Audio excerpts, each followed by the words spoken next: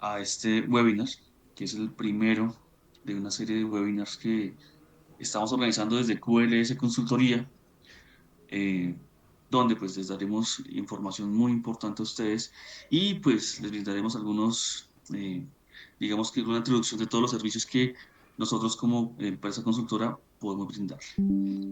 ¿Quién es QLS Consultoría? QLS Consultoría es una empresa que ya tenemos aproximadamente unos 6 años en el mercado. Somos un grupo de profesionales con experiencia en varios, digamos que áreas de conocimiento. Uno de esas áreas es esta de laboratorios de ensayo, donde pues decidimos iniciar este ciclo porque creemos que es uno de nuestros más grandes nichos de mercado. Entonces queremos retribuir a ustedes por medio de este tipo de actividades, eh, donde pues ustedes conocerán algunos temas de interés general. Eh, ULS Consultoría, pues, como les comentaba, ya tenemos varios clientes de varios tipos de industria, no solamente en temas de laboratorio, sino también en otras áreas como por ejemplo seguridad en el trabajo, calidad, ISO 9001, gestión ambiental, sostenibilidad empresarial. eh, También tenemos otros servicios como por ejemplo el que tiene que ver con mejorar la productividad. Sí, ya más adelante vamos a ver algo de eso.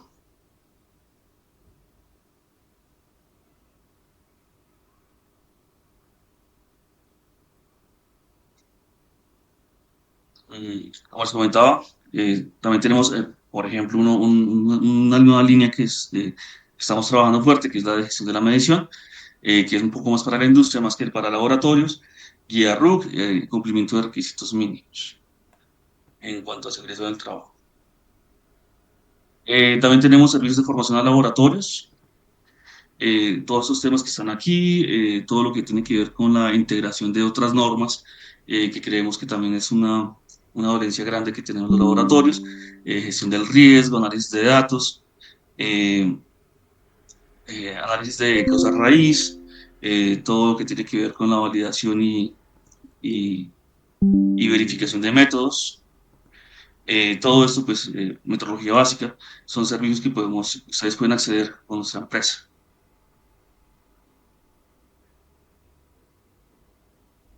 También tenemos en gestión de alimentos, esto vamos a pasar un poquito rápido.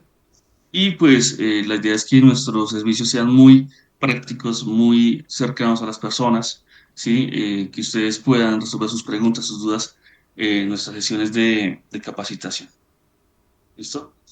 Nos esperamos por ser cercanos a ustedes, a ser cercanos a las necesidades de los clientes y brindarles soluciones muy prácticas para que puedan ser fácilmente implementadas en sus sistemas de gestión. Estos son nuestros datos para que ustedes tomen nota.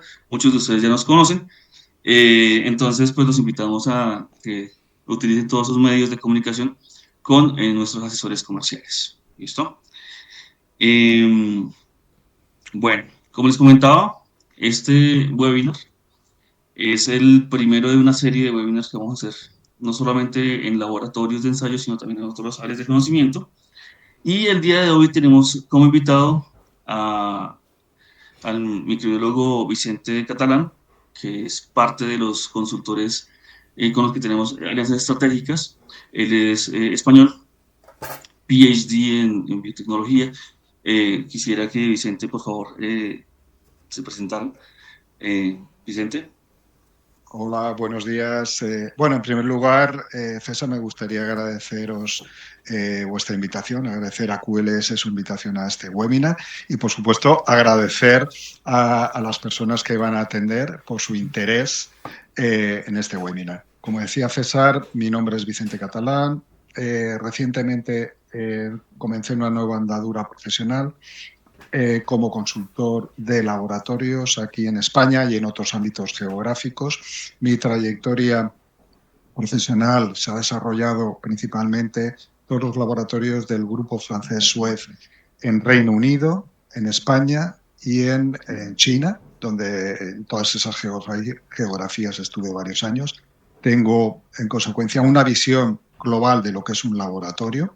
He tocado, como se suele decir, todas las partes importantes en un laboratorio, desde la parte técnica, todo lo que son validaciones, acreditaciones, etcétera, la parte de negocio, cuenta de resultados, la parte más estratégica, ¿no?, de desarrollo de negocio, ya que se trataba de laboratorios comerciales, y recursos humanos, desarrollo de negocio, etcétera. Con lo cual tengo una visión muy general.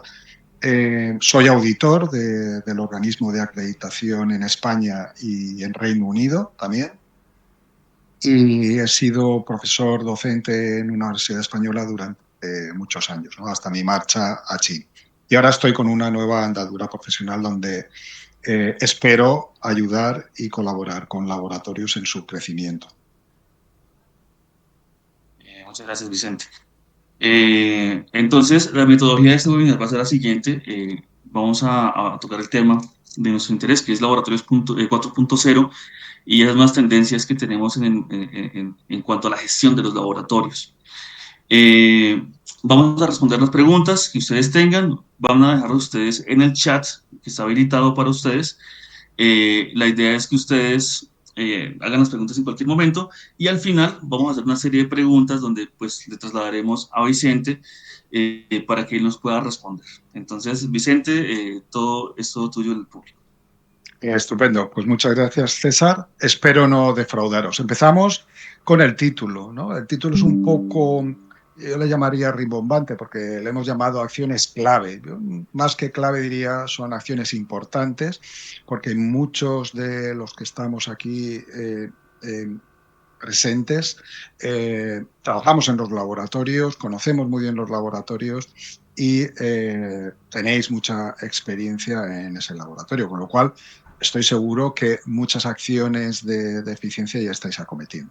Pero bueno, mi objetivo hoy es daros una visión general de cómo se pueden acometer esos procesos de mejora de la eficiencia, incremento de productividad o ahorro de costes, ¿no?, que está todo muy relacionado en un laboratorio de ensayo.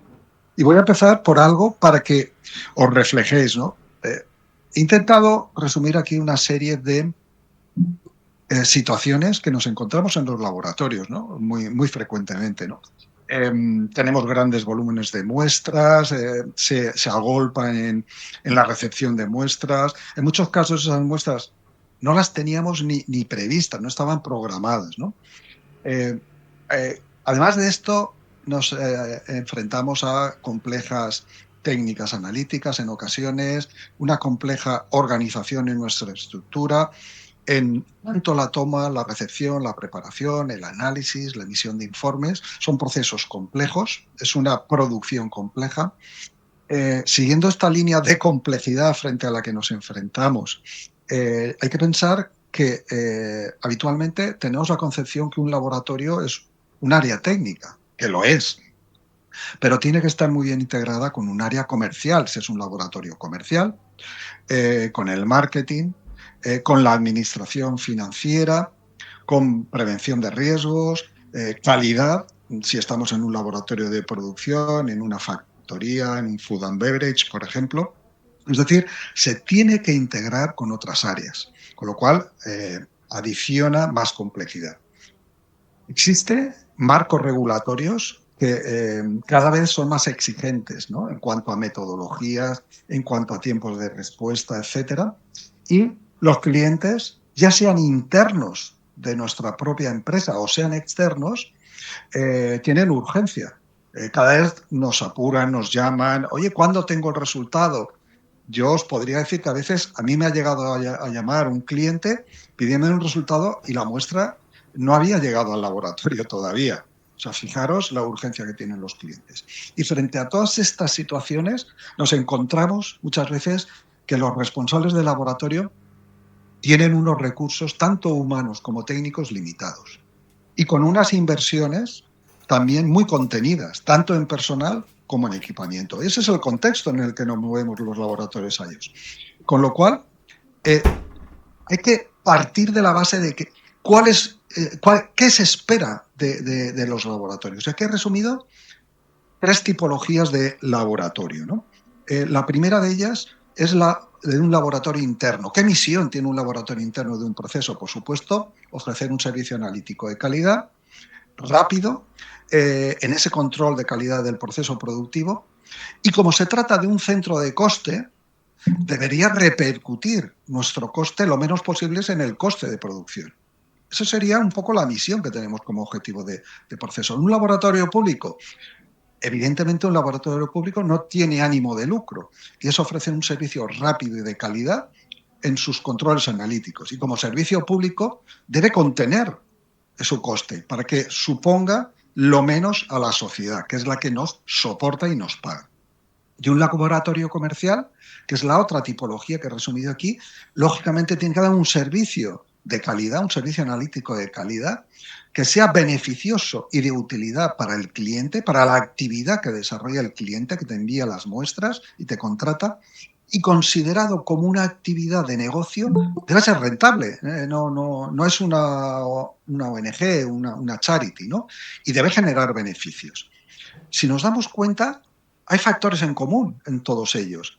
El servicio que ofrece el laboratorio debe ser rápido y de calidad. Debemos minimizar los costes al máximo, por muchos motivos. Y luego ya el máximo es en un laboratorio comercial, tiene que beneficios, tiene que ser rentable económicamente. Y aquí es cuando aparece el término de eficiencia, incremento de productividad, ahorro de costes, que lo podríamos resumir en que es obtener el nivel máximo de producción con el uso mínimo de los recursos disponibles. Es el concepto de productividad. Gastar poco y producir mucho. Entonces vamos a ver, una vez que tenemos ese concepto, es cómo abordar ese proceso de mejora de la eficiencia en un laboratorio. Yo de entrada esta diapositiva la suelo utilizar mucho, porque si os dais cuenta, la actividad de un laboratorio, tenemos muchas veces los que trabajamos en el laboratorio la obsesión de la actividad analítica, del módulo analítico, ¿no? Que tiene la recepción de la muestra, la preparación, su análisis y la emisión del informe. Pero es que hay una actividad analítica previa, esa preanalítica, que es la toma de muestra y su transporte al laboratorio, y una muy importante, que es la posanalítica. El cliente recibe la información y tiene que tomar decisiones en base a esa información. Y ya, para complicar un poco esta situación, lo que hemos dicho antes, las áreas de soporte, ¿no? La administrativo-financiera, comercial, calidad, marketing, IT, recursos humanos, prevención de riesgos, incluso la legal, y todo eso tiene que estar muy bien estructurado. En consecuencia, ¿cómo empezamos? Como se suele decir, hay que empezar por el principio. Hay que entender y analizar la situación actual. Hay que hacer una descripción detallada de esos diagramas de flujos o mapa de procesos, o como queramos llamarlo, que actualmente existen. A veces los laboratorios ya los tienen, y lo que hay que hacer es a lo mejor mejorarlos o detallarlos más. Si no los tiene, habría que elaborar esos diagramas de flujo de cada una de las fases que hemos visto del proceso global, desde la propia muestra, y ver las interacciones entre todas las áreas. A continuación hay que hacer un análisis del personal, cómo el personal interactúa en cada una de las fases, la organización, la estructura, los puestos de trabajo, las tareas, las responsabilidades, los tiempos que dedica a cada tarea, y luego hay que hacer un análisis de los equipos analíticos, es decir, qué capacidad productiva tienen, los tiempos, etcétera, etcétera. Es decir, si os dais cuenta, dibujamos nuestro flujo de trabajo e interaccionamos con las personas y con otras áreas en los tiempos y en las actividades que hacen, incluido los equipos. Por supuesto, juegan un papel muy importante el análisis de los indicadores que tengamos. A veces los indicadores son muy básicos, como el número de muestras que recibimos, y podemos ir, digamos, completando esos KPIs con nuevos KPIs que nos den información valiosa. Por ejemplo, el ingreso o los income, que me sale ahora en inglés, la generación de dinero, la facturación que tenemos por analista o por determinación más que por muestra, etcétera, etcétera, etcétera. Pero muy importante esos KPIs.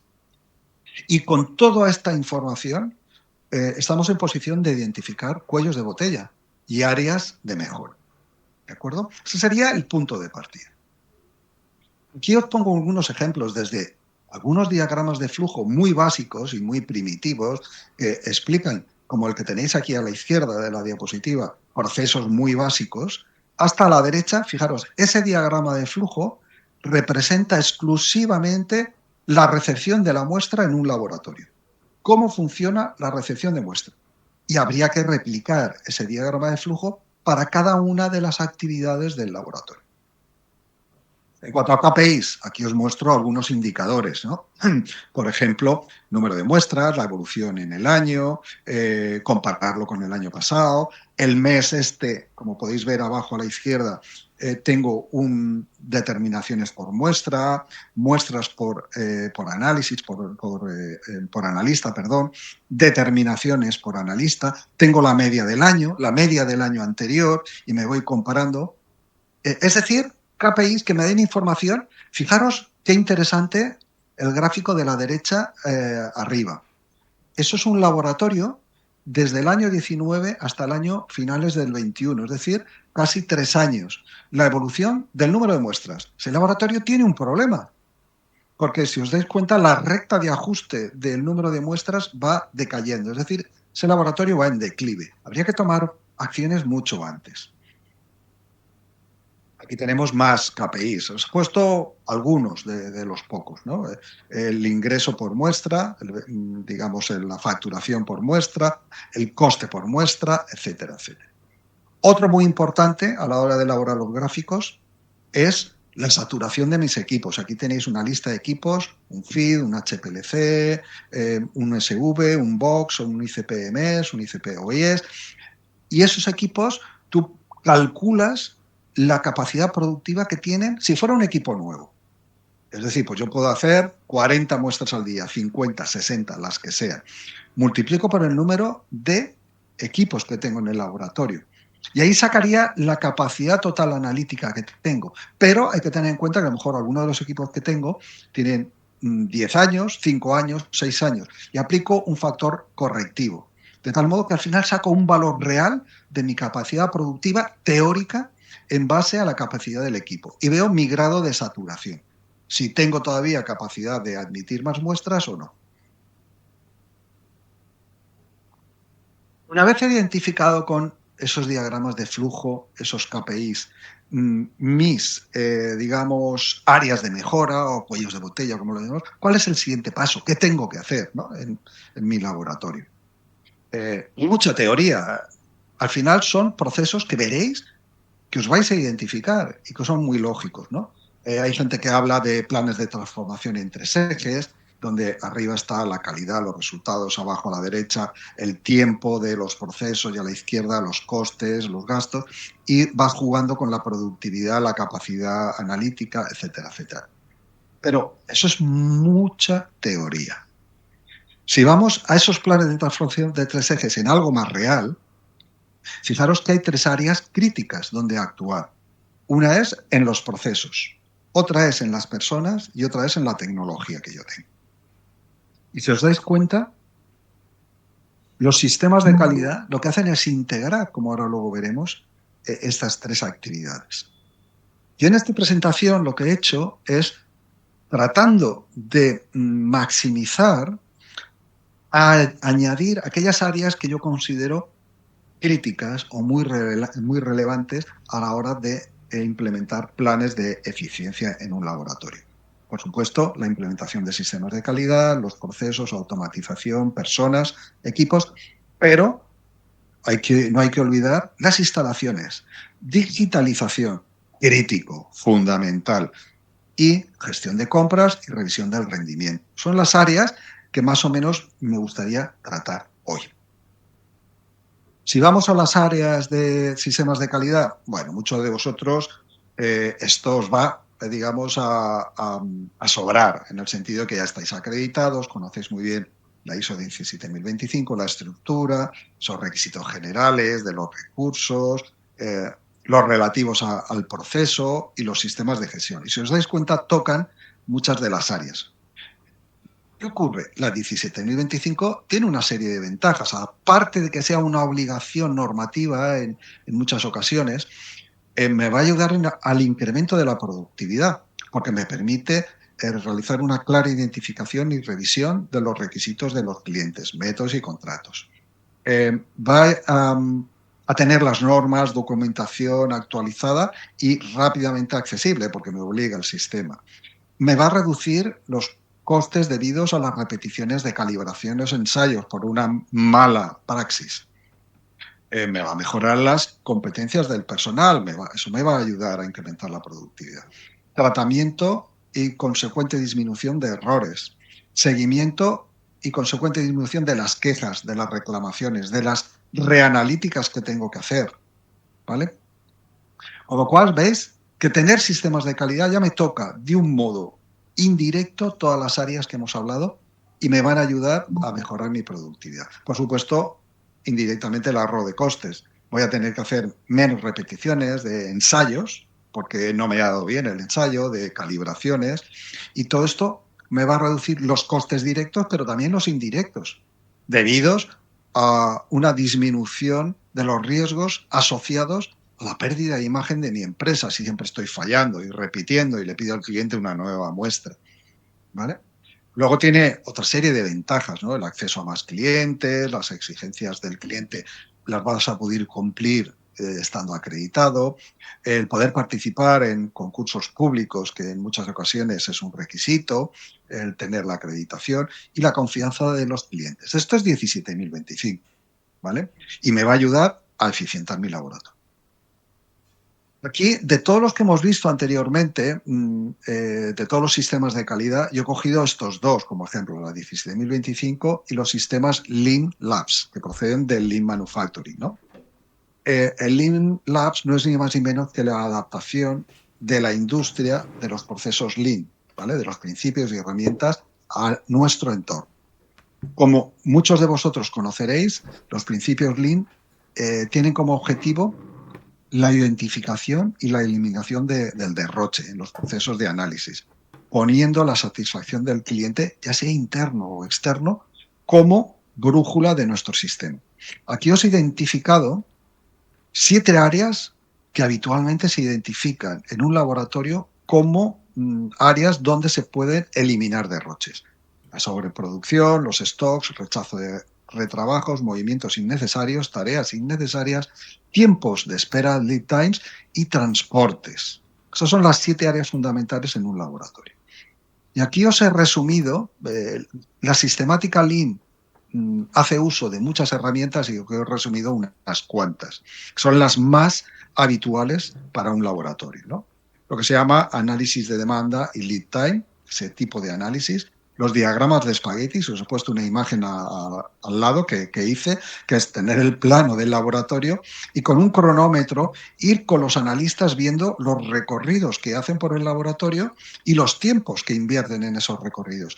Y muchas veces te llevas sorpresas, porque hay analistas que tienen que incluso coger un ascensor para ir a otra área del laboratorio. Por supuesto, el mapa de procesos, actualizarlo, como hemos visto antes, los diagramas de flujo. El diseño de sincronismos para intentar hacer cosas a la vez, procesos a la vez, y no tener tiempos muertos. El diseño de U-Shapes, os he puesto aquí un gráfico. Muchas veces en el diseño de laboratorios intentamos que sean bonitos, bien decorados, impactantes, y a veces eso no se lleva bien con laboratorios prácticos, ¿no? Aquí tenéis un laboratorio pequeñito, pero que no hay movimiento ni de muestras ni movimiento del analista. Está en una U, en una disposición en U, que le permite mejorar. El tema de las reposiciones Kanban, es decir, que llegas al estocaje de reactivos y no tienes lo que buscabas o tienes 40 botellas de repuesto. Y luego el Single Minute Exchange of Die, que es los tiempos de cambio de actividad en un equipo, que eso es muy típico en la industria. En el laboratorio, pues en ocasiones también, ¿no? El mismo equipo lo vamos a usar para una actividad o para otra. Y luego los ciclos Kaizen, ¿no? El 5S en muestrotecas, que es uno de los cuellos de botella habituales en los laboratorios, ¿no? El encontrar las muestras y los tiempos que nos tomamos en encontrar las muestras. Aquí tenéis estos dos ejemplos, pero hay otros sistemas de calidad y al final los sistemas de calidad están ya sea un GLP o ya sea en industria farmacopea, los laboratorios, o ya sea la ISO para el sector clínico, laboratorios clínicos, toda la sistemática es muy similar a ella, si os dais cuenta. Luego, la siguiente área importante es los procesos, ¿no? Hay que revisar esos procesos, racionalizar las actividades, detectar cuellos de botella, tiempos. Yo siempre digo, y la gente, y yo es como trabajé en todos los laboratorios en los que he estado, en China, Reino Unido, gestionando esos laboratorios y España, detrás de cada proceso, detrás de cada actividad en un laboratorio debe haber un nombre. Debe haber un nombre porque si no se incrementan las ineficiencias. No, yo creí que lo iba a hacer él, no, yo creí que lo iba a hacer otra persona y nadie lo ha hecho. Entonces hay que revisar esos procesos, identificar las actividades y poner responsables a cada una de ellas, ¿vale? Y luego, por supuesto, automatización de los laboratorios. Introducción de sistemas automatizados que nos emiten tareas repetitivas, como preparación de muestras, pesadas, etiquetados. Os voy a enseñar algunos ejemplos ahora de automatización. Incorporación de robótica. En un laboratorio, robótica, vais a ver un ejemplo de realización de manipulaciones de un modo más preciso y que nos van a reducir la intervención humana y los errores debido a la intervención humana. Y luego, por supuesto, algo que muchos de vosotros tendréis, que es la conexión directa de equipos analíticos con sistemas de gestión de datos, con los LIMS, ¿no? Habituales. Que no tengan que ir a una libreta, yo me lo apunto en una hoja, una libreta y luego lo paso yo al LIMS, sino que vaya directamente. Vamos a ver algunos ejemplos de automatización. La pena, ayer lo estuve viendo con César, tengo aquí un vídeo en YouTube de un proyecto que gestioné yo de desarrollo de un brazo robotizado para gestionar todo lo que es la analítica por filtración membrana de microbiología. Hay un problema de incompatibilidad entre YouTube y la versión que yo uso de Microsoft y no puedo poneros el vídeo, pero os voy a poner algunas gráficas. Importante es resaltar que ese brazo robotizado trabajaba 24 horas al día, no tenía vacaciones ni enfermedades, de vez en cuando había que añadirle un poquito de aceite y ajustar la pinza, pero mantienes la trazabilidad porque estaba conectado con el LIMS, había procesos que impedían la contaminación cruzada y el proceso estaba acreditado por la ISO 17025, o sea, tenía validez total. Fijaros que el brazo, esta es la unidad del brazo robotizado, tenía las placas aquí, el brazo cogía la placa correspondiente, en un manifold aquí tomaba la muestra, añadía el volumen exacto a filtrar, hacía la filtración, quitaba el embudo, recogía el filtro y lo colocaba sobre la placa y tapaba la placa. Todo eso lo hace automáticamente este brazo robotizado, ¿vale? Fijaros que ya no hay analistas. Yo recuerdo que los analistas estaban preocupados porque decían, bueno, ahora va a haber una época de despidos, ¿no? Porque ya no vamos a hacer falta. Y siempre les decía que estaban equivocados, que las personas, todo aquello que pueden hacer las máquinas, lo tenemos que delegar en las máquinas y tenemos que dedicarnos a hacer aquellas actividades que una máquina jamás podrá hacer, ¿no? Que es más intelectual y más creativa. Con lo cual no es un ahorro de costes. Luego aquí tenemos lo típico, ¿no? En cromatografía, ya sea líquida o ya sea gases, o los ICPs, o absorciones atómicas incluso. No sé si alguno tenéis todavía alguna absorción atómica, en FIAS, todo lo que son los autosamplers. Eso es muy, muy típico, ¿no? Es un proceso de automatización básico. Eso en cuanto a automatización. Aquí os he puesto, por la limitación de tiempo que tenemos, os he puesto 2 ejemplos, pero es que hay muchísimo más. En equipos, lógico que el laboratorio debe tener equipamiento para el correcto desempeño de las actividades. ¿Cómo puedo eficientar mi laboratorio considerando el aspecto de los equipos? Hay que tener una correcta recepción y puesta en marcha. Procedimientos donde se describan cómo se manipulan, se transportan, se almacenan, se mantienen y se calibran mis equipos, ¿vale? Tener esos planes de mantenimiento y calibración. Y planes de reemplazo, es decir, cuándo los voy a sustituir, porque ya no van a tener la eficiencia que tenían al principio. Con lo cual, Si yo quiero tener un equipo que dure mucho y funcione bien, mantenimiento y calibración es básico. Nuevas tecnologías. Aquí alguna vez he dado yo charlas sobre nuevas tecnologías porque durante muchos años yo llevé también la dirección de innovación en Suez. Eh, y claro, muchas veces lo que intentamos es poder reducir el tiempo. Pues si yo puedo hacer una PCR en vez de un cultivo, lo reduzco. O incrementar la productividad. Si puedo hacer en vez de una absorción atómica un ICP, que es simultáneo y no secuencial, pues voy a ahorrar tiempo y voy a incrementar mi productividad. Pero va más allá. Si yo puedo hacer mediciones in situ, ¿por qué no hacer las mediciones in situ y ahorramos el tiempo del transporte al laboratorio? ¿No? Utilización de equipos de campo con sondas específicas, PCRs portátiles, medidores, yo que sé, como he visto alguno, de trialometanos incluso portátiles, etcétera.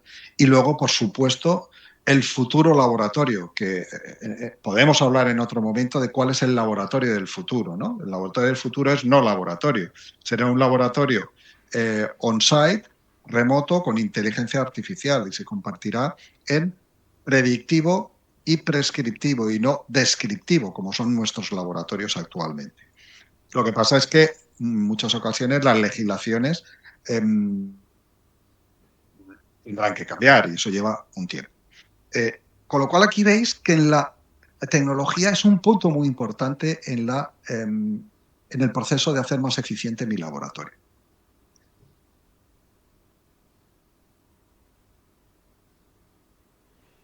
Importancia de realizar una actividad de evaluación continua de nuevas tecnologías, estar siempre al día, hacer ese scouting y esa vigilancia tecnológica de lo que va apareciendo, ¿de acuerdo? Porque aquí os he puesto muy poquito, yo tengo una presentación que fueron 4 horas donde hacía un barrido de nuevas tecnologías.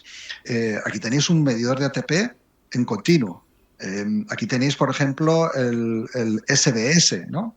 O la extracción en fase sólida, con sus ventajas y sus inconvenientes frente a la extracción en fase líquida.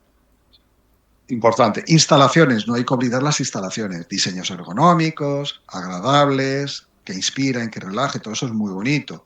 Importante, limpieza en orden. Yo no puedo confiar en un laboratorio que esté desordenado y sucio, porque sé que su performance no va a ser buena ni va a ser eficiente, ¿no? En la instalación tiene que permitir un óptimo flujo del trabajo, una organización lógica de los equipos, de los desplazamientos, de los tiempos y de los procesos realizados. Hemos visto antes los diagramas de espagueti, ¿no? Y mapas de proceso y diseño en U. Tenéis dos ejemplos de una ineficiencia donde hay lo que se llama movimientos en espiral o movimientos como serpiente, que va volviendo sobre sus pasos, y luego otro más eficaz donde es más secuencial y no hay vuelta a rutas de andar por el laboratorio que representan una ineficiencia. Digitalización, aspecto muy importante, lo que llamamos laboratorio 4.0. Esto, perdonad que os lo diga, es un sí o sí. El laboratorio que no oriente hacia la digitalización no se va a consolidar como laboratorio y tendrá un futuro incierto. Hay que digitalizar. Y digitalizar no es solamente tener un LIMS bueno. Hay que unir ese LIMS con un FIMS, un Field Information Management System, que gestione la parte de campo, su conexión, trazabilidad del dato. Integración para un laboratorio comercial con un CRM, ¿no? Tener una buena página web, una app móvil, conexión directa de los equipos analíticos con el LIMS, lo hemos visto antes, ¿no? Conectar todas las diferentes áreas. Si sois un laboratorio grande, conectar mi actividad productiva con el SAP, ¿no? Con la actividad financiera y de facturación.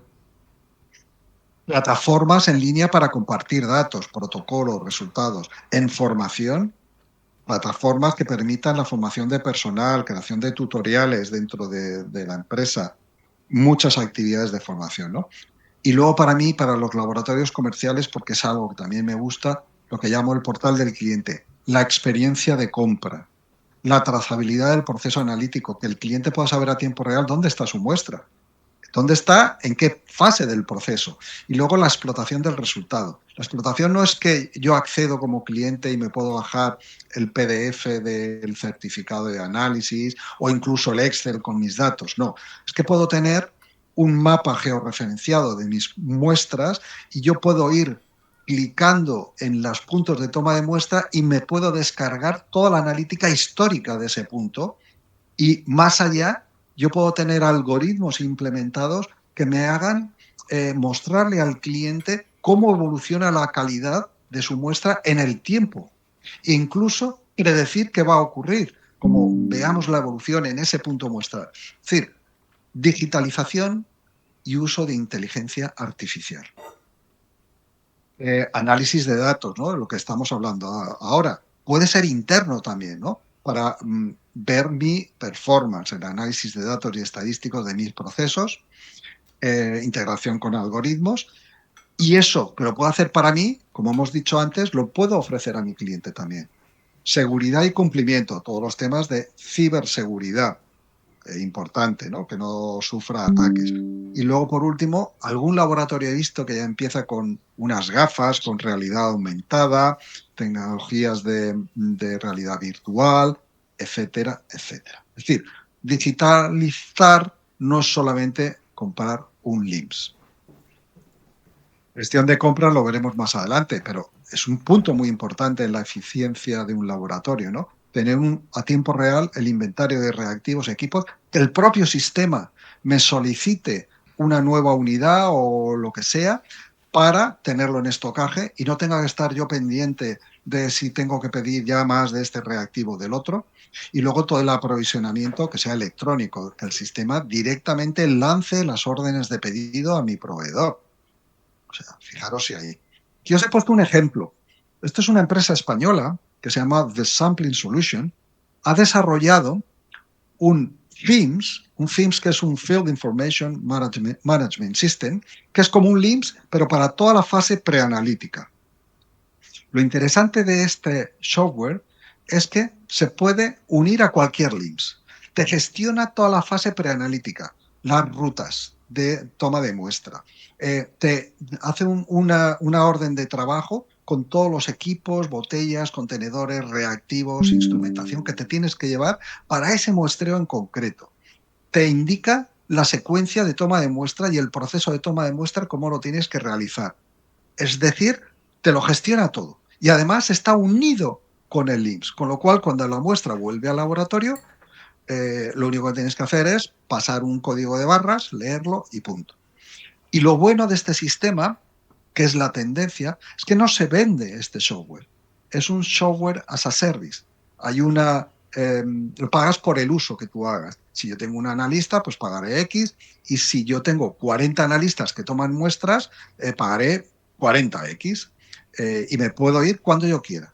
¿Vale? Es lo bueno que tiene. No me vinculo, no tengo que comprar y hacer una inversión importante en software. Y bueno, en Colombia ya me dijo César, porque estuvimos hablando de ello, la obligatoriedad en el sector medioambiental para la toma de muestra, según 17.025.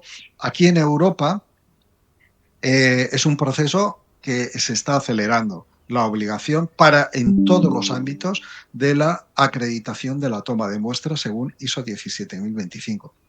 Porque yo creo que todos sabéis que no hay ningún resultado mejor que la toma sobre la cual se hace el análisis. Si yo tengo una muestra mala, el resultado va a ser malo, por mucha tecnología que yo le aplique.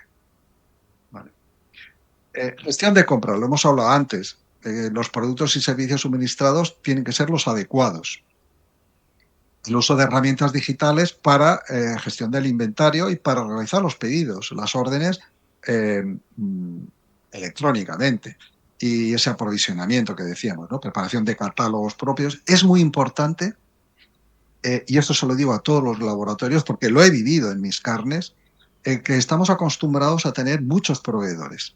Yo os recomiendo preparar vuestros propios catálogos, lo que nosotros consumimos en reactivos, en fungibles, en mantenimientos, y lanzar concursos y tener un número limitado de proveedores. Obtendréis mejores precios, ahorraréis costes y tendréis mejor servicio. Es un punto muy importante de hacer más eficiente el laboratorio.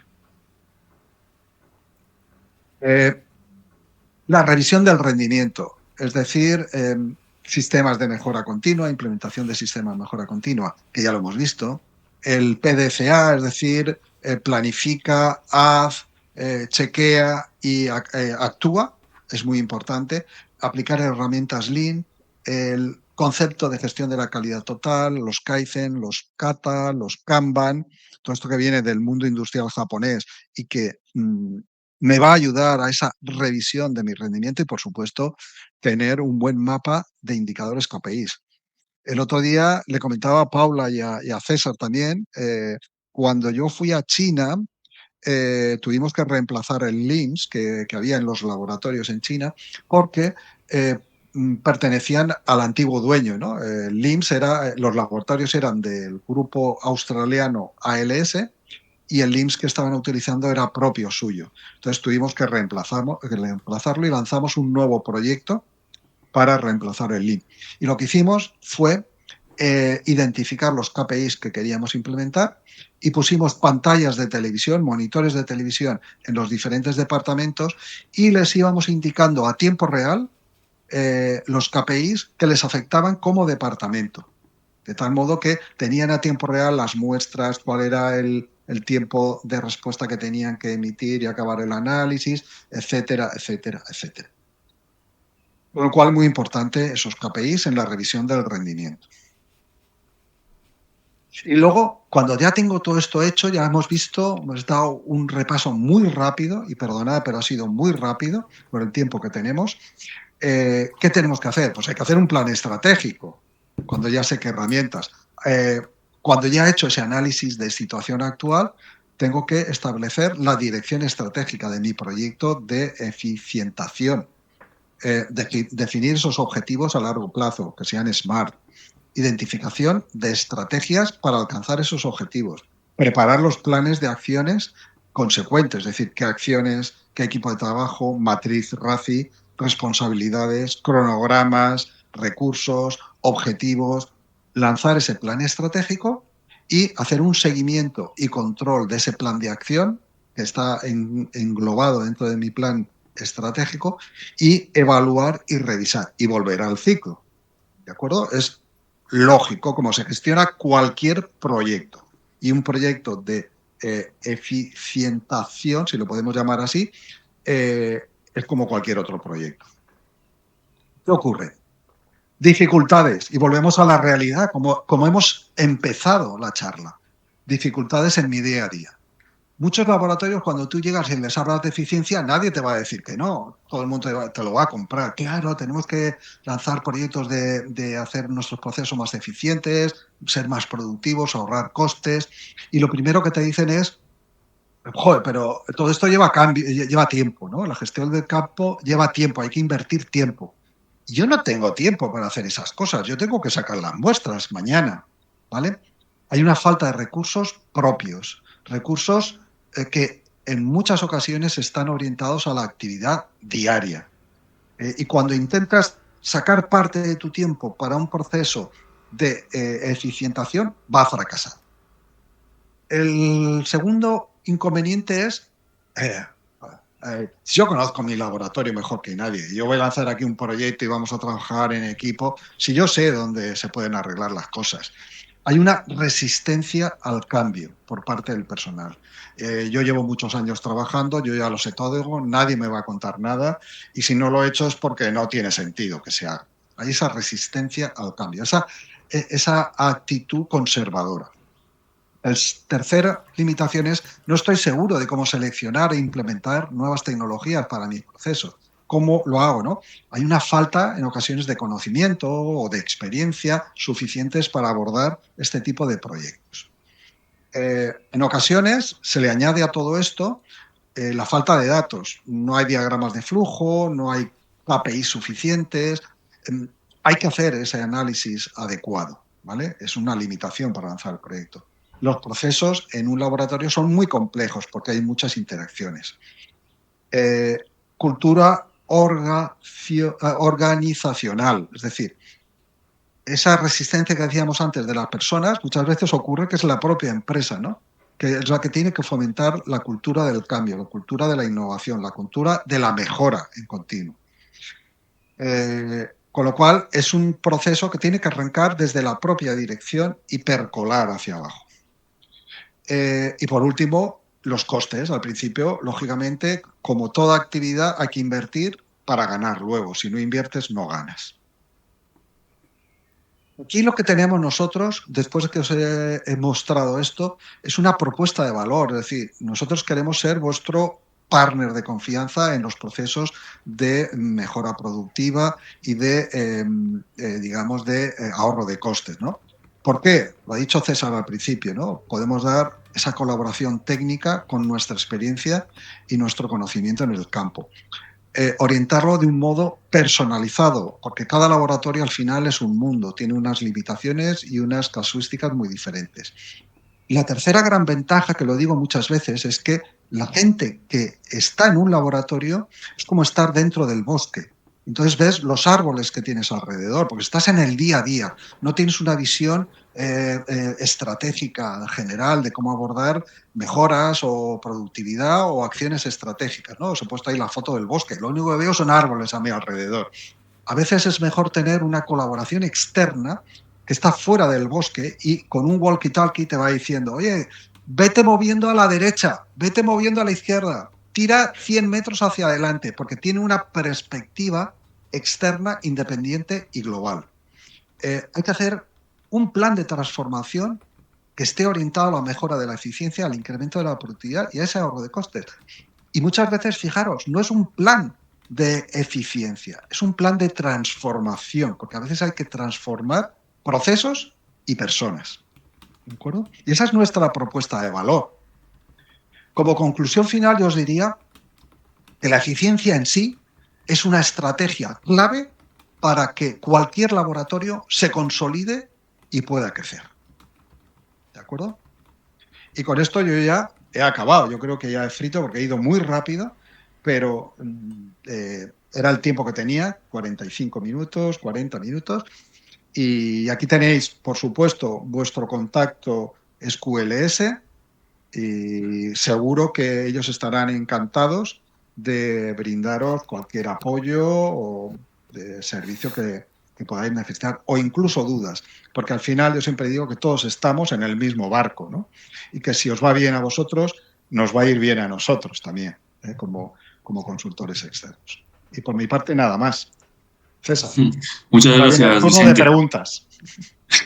Muchas gracias, Vicente. Información súper valiosa para todos los que estamos aquí, asistentes presentes en este webinar.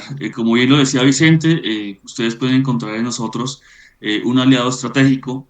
Nosotros contamos con alianzas, así como Vicente, que son complementarias a todos nuestros servicios. Recuerden que tenemos servicios de consultoría, de auditorías internas, ¿sí? De mejora en sus procesos, que es el enfoque de esta charla. Por acá en el chat ya veo una pregunta. Los animo a que ustedes hagan sus preguntas por medio del chat para que pues Vicente, nuestro consultor aliado, nos pueda responder. Entonces, Heriberto nos dice que está bien seguir manejando el término sistema de gestión de calidad, lo ponen entre comillas, en los laboratorios, ya que en algunas auditorías nos han mencionado que no tenemos un sistema de gestión de calidad, sino un sistema de gestión de laboratorio. No, estoy totalmente de acuerdo contigo. Más que una pregunta, es una reafirmación y yo lo que creo es que la comparte con nosotros, ¿no? Y yo estoy totalmente de acuerdo. Lo que tú tienes, y al final, si nos damos cuenta, un sistema de gestión de calidad es una sistemática organizada para hacer las cosas de un modo más eficaz y que todos trabajemos bajo las mismas directrices y las mismas pautas. Y ese mismo sistema de calidad lo puedes aplicar a un laboratorio. Y entonces, por ejemplo, la ISO 17025 te dará unas directrices muy orientadas a un laboratorio de ensayo o de calibración. Pero lo puedes aplicar también en otra línea. Si me das 15 segundos, César, yo diría, y yo siempre cuento, será por la edad, ¿no? O por la experiencia, pero yo siempre cuento vivencias personales, ¿no? Lo que se llama, los ingleses llaman casos estudio. Yo recuerdo hace años cuando yo acredité el primer laboratorio, antes de que existiera la 17025, había una norma europea que era la N45000, en el siglo pasado, ¿vale? No estábamos todavía en el siglo XXI. Cuando ya saltó la 17025 y ya me acredité, a mí se me quedaba corta, ¿no? Cumplíamos y tal. Entonces empecé a hacer cosas extrañas. Y fijaros, os digo extrañas, ¿no? Me empecé a dibujar mis diagramas de flujo, y la 1725 no te lo establece como requisito. Empecé a hacer encuestas a mis analistas, cómo se cualificaban, cuando se ausentaban tenían que hacer delegaciones de sus funciones, etcétera. Y un día, en una de las auditorías de seguimiento del organismo de acreditación, yo estaba muy orgulloso porque me llevó un verano entero a montar todo eso. Y me dice, joder, Vicente, es que esto no tiene nada que ver con la 17.025, tú has ido mucho más allá. Esto es Lean. Y yo le decía, ¿qué es eso del Lean? Yo no sabía que en aquella época, estoy hablando hace muchos años, que era eso de Lean. Entonces me metí en internet y vi al señor Toyota, mejora continua, y realmente yo estaba aplicando Lean y no tenía ni idea de lo que era un Y, sistema Lean, porque al final es aplicar procesos muy lógicos de cómo funcionamos las personas en nuestros entornos, ¿vale? por supuesto, y yo creo que en última sí hay que tener un sistema de calidad en los laboratorios si pretendemos mejorar el desempeño del laboratorio. Y de hecho, Sí. eso va muy en línea a una pregunta que yo tengo, y es, ¿qué consejo le podemos dar a esos laboratorios que hacen parte de una organización mayor donde tienen implementado ISO 9001? ¿Cómo pueden alinear ese sistema de gestión de su laboratorio a ese sistema global de calidad que tiene la organización mayor? Vale, vamos a ver, cuando se trata de organizaciones complejas, lo primero para mí es una pregunta muy interesante, porque es difícil de contestar y a la vez es muy sencilla. Como he dicho durante mi intervención, primero tiene que partir de la alta dirección de la empresa. Eh, Hay que identificar dónde tenemos las ineficiencias. Tenemos una red de laboratorios. ¿Qué queremos mejorar? ¿No? Sabemos cómo funcionamos como red de laboratorios. Queremos mejorar las compras y tener compras más eficientes.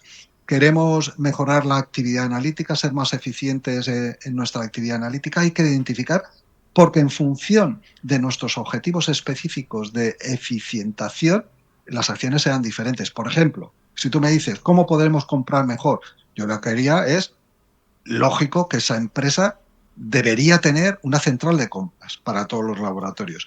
Los procesos deberían estar digitalizados y una vez digitalizados, realizar el menor número de compras al año. Si puedo, una única compra al año. De tal modo que, como os he dicho, haría un portfolio de mis productos de cada laboratorio. De cada laboratorio haría lo que necesitan reactivos, haría una estimación del consumo y lanzaría un concurso público a los diferentes proveedores y estaría eficientando.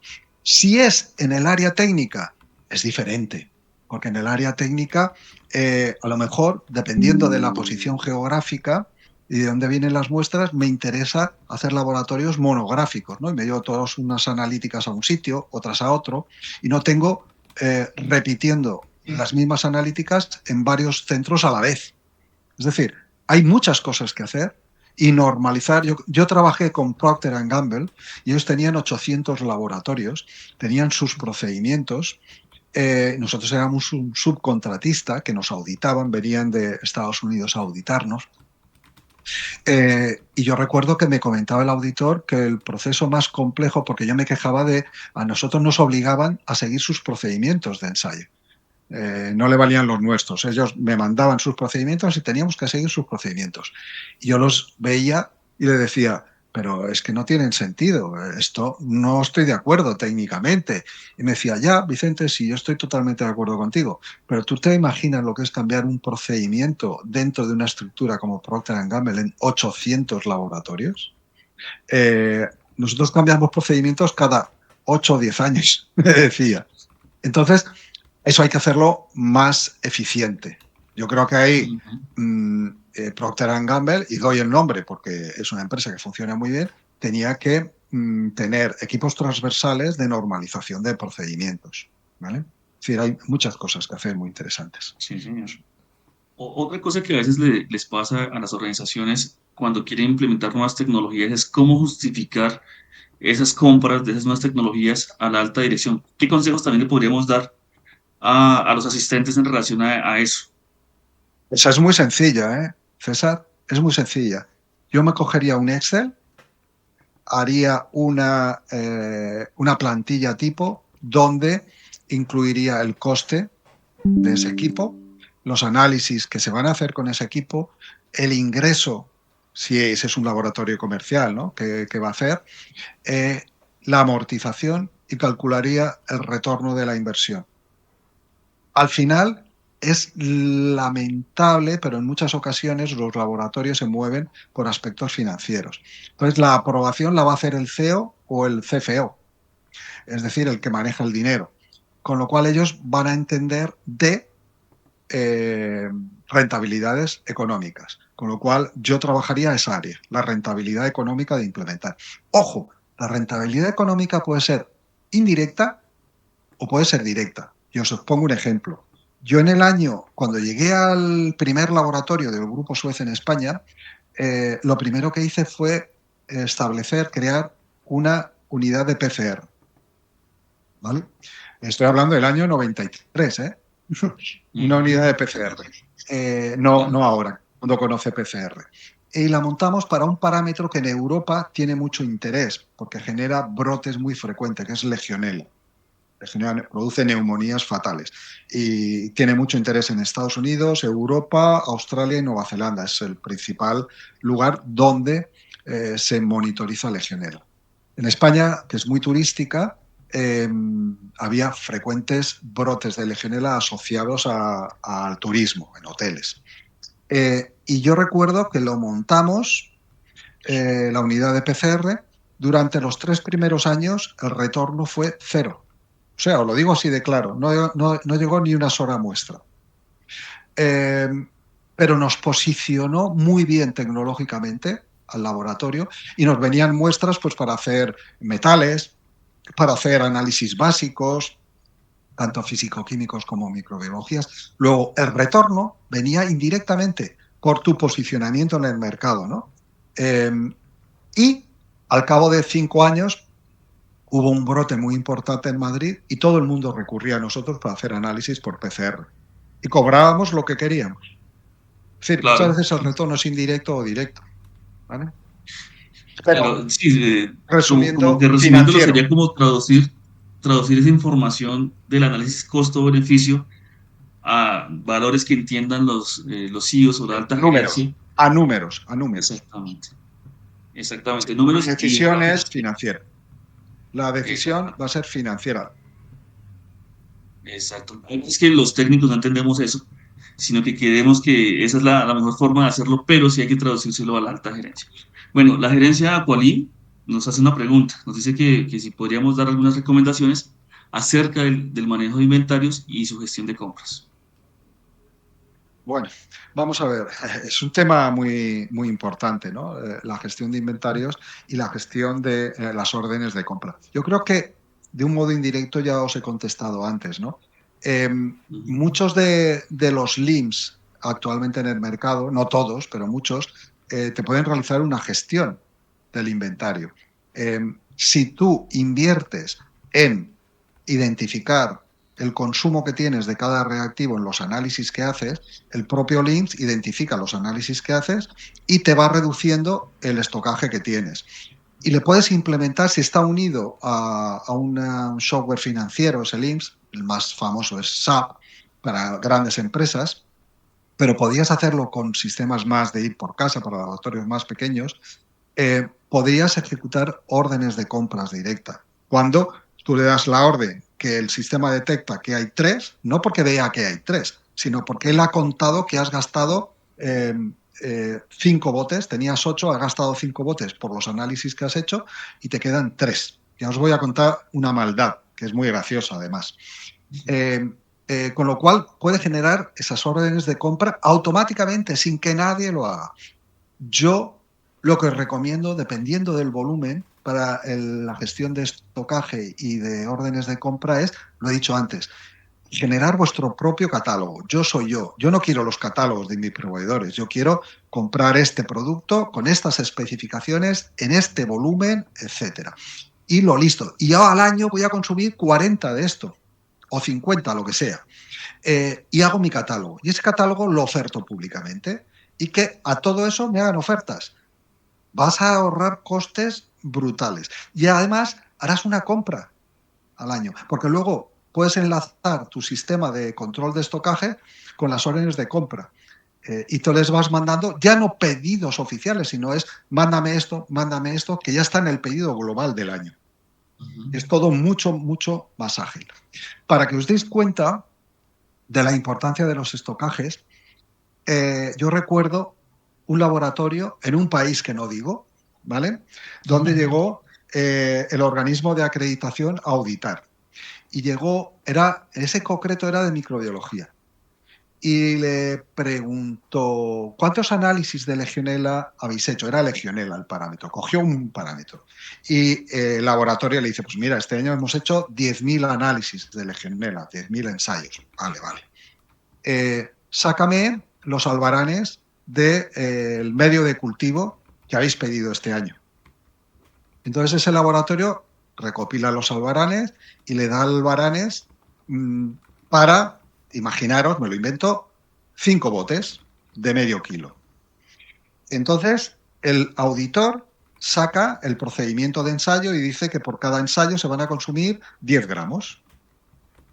Entonces multiplica por el número de ensayos y ve que hubieran necesitado 30 botes de medio kilo. Y sin embargo, solamente tienen compra para 15. Ujú. Y le dice, ¿cómo has hecho los ensayos? Fijaros que aquí en España, no sé, y en Colombia, aquí en España se suele decir que se pilla antes al mentiroso que al cojo. Claro. Es decir, el auditor detectó un fraude en ese laboratorio porque no había una coherencia entre las compras Entre los y datos. los ensayos ejecutados. Y de eso yo he visto también laboratorios que mezclan muestras y mezclan 4 muestras y analizan la mezcla de las 4. Entonces, si da negativa, las 4 han sido negativas. Pero no se Claro. dan cuenta que lo que han hecho es incrementar el límite de detección 4 veces, Ujú. con lo cual Por están supuesto. falseando el resultado. Es decir, la eficiencia no significa cometer fraudes. Eso es verdad. Y además que eso sería una falta grave a la acreditación y Eso si es una se pierde la retirada de acreditación, acreditación. exactamente, si se pierde la acreditación es posible que se dañe la imagen del mismo laboratorio y es algo que no se debería buscar ni siquiera. Sí, señor. Efectivamente. Bueno, yo ahora estoy Bueno, colaborando con un laboratorio que ha perdido la acreditación. Y entonces estoy actuando como lo que yo llamo como bombero, ¿no? Voy a apagar el fuego y os lo tengo que decir claramente. Yo le decía a ese laboratorio, que no es pequeño, además, le decía, yo creo que sería más fácil empezar de cero que reconstruir. A veces es más fácil tirar un edificio abajo y hacerlo de nuevo verdad. que dejar la estructura y reconstruir el edificio, ¿eh? Con lo cual, como tú dices, es muy importante el tema de cumplimientos porque el remediarlo es muy complejo a veces. Claro. Y digamos que en ese punto puede incluirse de manera importante la gestión del riesgo del laboratorio, que es una de las cosas nuevas que trae la norma 16025 en su última La del versión. 17. Exactamente, entonces eso debería considerarse dentro de los riesgos importantes del laboratorio, esos riesgos por incumplimiento y por fraude y que nos puede generar mala imagen. Bueno, ya para ir cerrando, porque ya creo que nos extendimos un poquito, vamos a leer Sí. la última pregunta que nos hace William Alza, que nos agradece pues por el tema que estamos tocando y nos hace una pregunta, nos dice, bueno, son como dos preguntas en una. Dice, dentro de su experiencia, ¿cuáles son los principales inconvenientes que se tienen al implementar o migrar a tecnologías 4.0 para los laboratorios y cuál de ellos genera mayor traumatismo?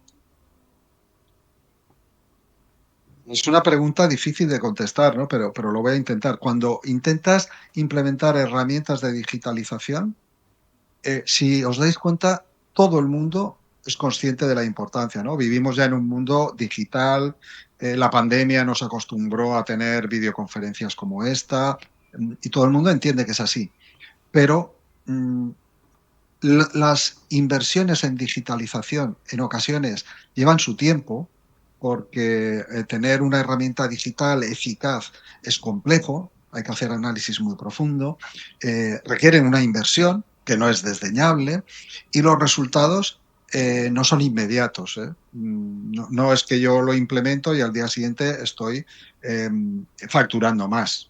¿Vale? Yo lo que voy a hacer es hacer un proceso más sencillo. Os pongo de nuevo un ejemplo. A mí me gusta contar las cosas con ejemplos que he vivido. Yo dirigía un proveedor de ejercicios de intercomparación. No sé si en Colombia se le llaman ejercicios de intercomparación, ensayos de aptitud. Ensayos de aptitud. Vale. Yo creé una empresa, una spin-off del laboratorio en España, que fue el primero acreditado en España como proveedor de ensayos de aptitud según la ISO 17043. Al principio yo lo hacía todo con mis manos, como los comienzos de una empresa pequeñita, ¿no? Yo preparaba los ítems, yo preparaba, hacía los estudios de homogeneidad, de estabilidad, etcétera, a corto plazo, a largo plazo.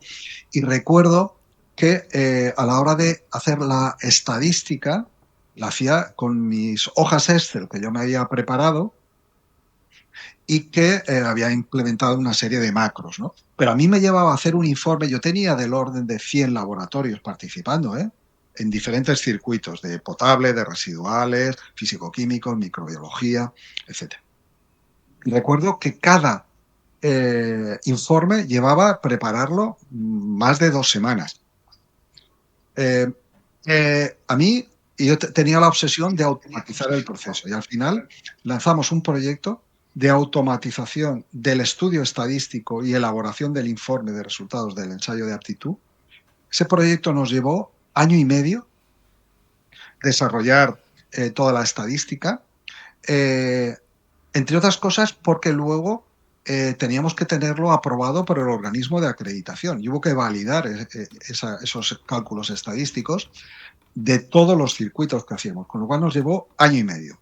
Pero pasamos, fijaros, lo dramático, al cabo de ese año y medio, 2 años, digamos, nosotros cerrábamos los circuitos a las 12 de la noche de los viernes. Es decir, los participantes tenían que subir a la nube los datos en una aplicación que se les proporcionaba y a las 12 de la noche se cerraba el acceso. Automáticamente el sistema a las 12:01 de la noche del viernes o a la 1 del sábado capturaba todos los datos y se los llevaba a la aplicación estadística. Durante el fin de semana el sistema hacía todos los cálculos, estadísticas robustas, hacía todas las estadísticas que tenía que hacer y cuando ya la tenía toda hecha preparaba un informe global y informes individuales para cada uno de los participantes. Cuando llegábamos el lunes por la mañana a trabajar ya teníamos una propuesta de informes para enviar. Lo revisabas, estaba todo ya validado porque ya lo había acreditado el organismo de acreditación, esto era en España, ENAC, con lo cual invertías 1 hora para ver que todo estaba correcto, que no había nada, y se publicaba.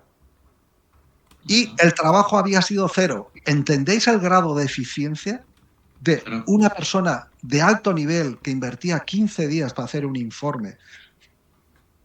Lo hacías mucho más eficiente y además sin errores porque era sistemático y el cliente mejoraba porque tenía el mismo lunes, si había enviado los resultados el viernes, el lunes ya tenía el informe. Fijaros, ahora eso llevó un proceso, una inversión de dinero y un proceso de 2 años. Con lo cual, yo diría que mi invitación como contestación es la paciencia. Hay que tener paciencia e ir incrementando. Hay que compartimentarlo y aplicar sistemas agile, es decir, crearte objetivos intermedios, porque si te centras en el objetivo final te distorsionas, ir alcanzando esos hitos y tener esa paciencia y el recurso económico para implementarlo, ¿no? Y luego el beneficio vendrá.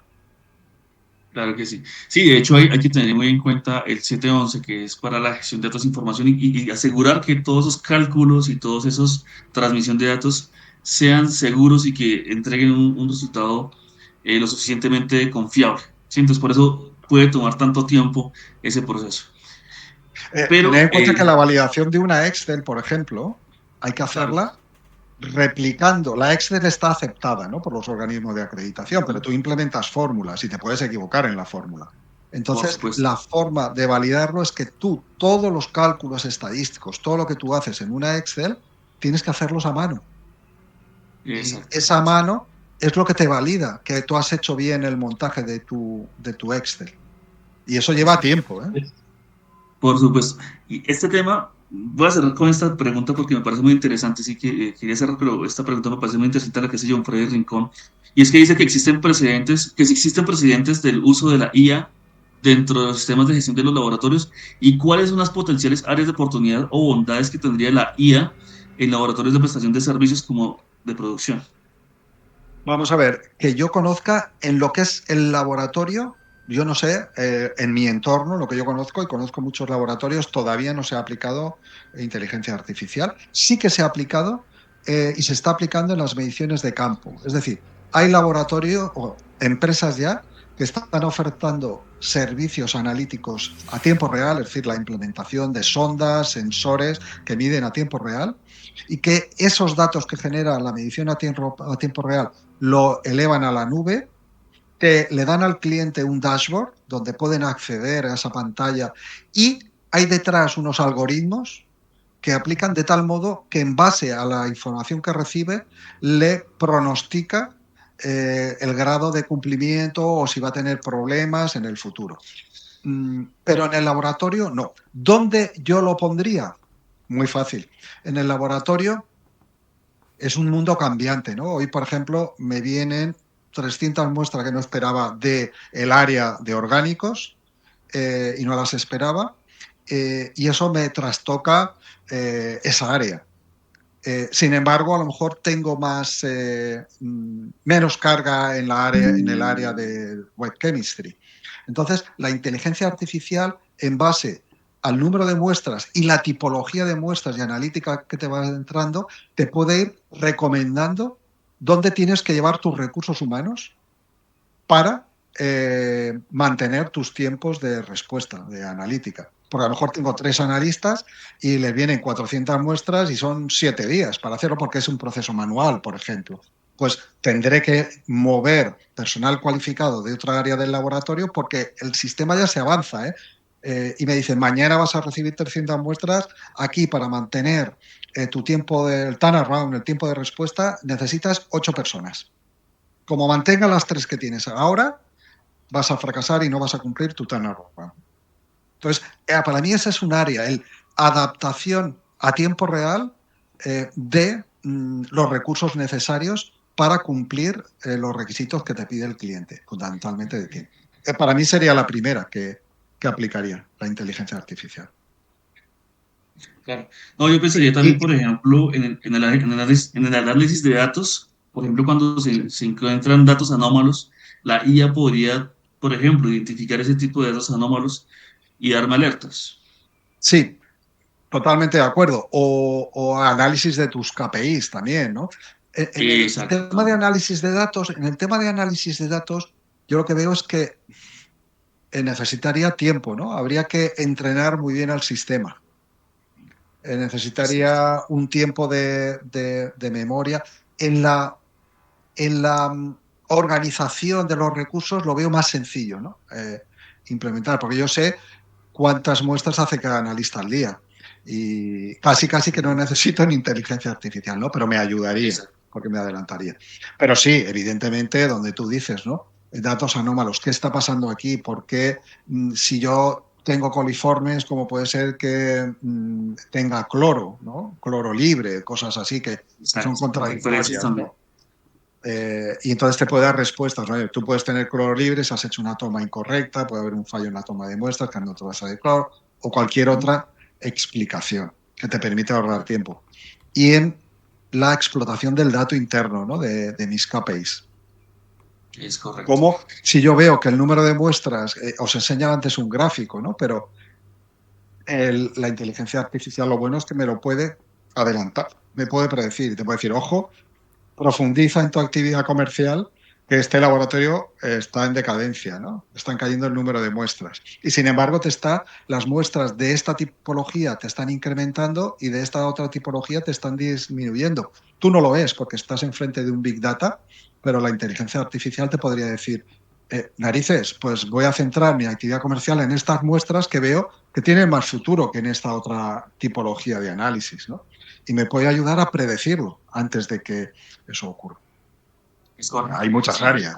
Vamos hay que recordar que apenas está desarrollándose, que está aumentando pues el nivel de desarrollo y el nivel de inteligencia y el nivel de entrenamiento de acuerdo a las necesidades que se van presentando. Bueno, Yo entonces, César, permíteme decirles una cosa, claro que sí. y es una maldad, pero ya que estamos aquí medio en familia, me gustaría compartirla con vosotros.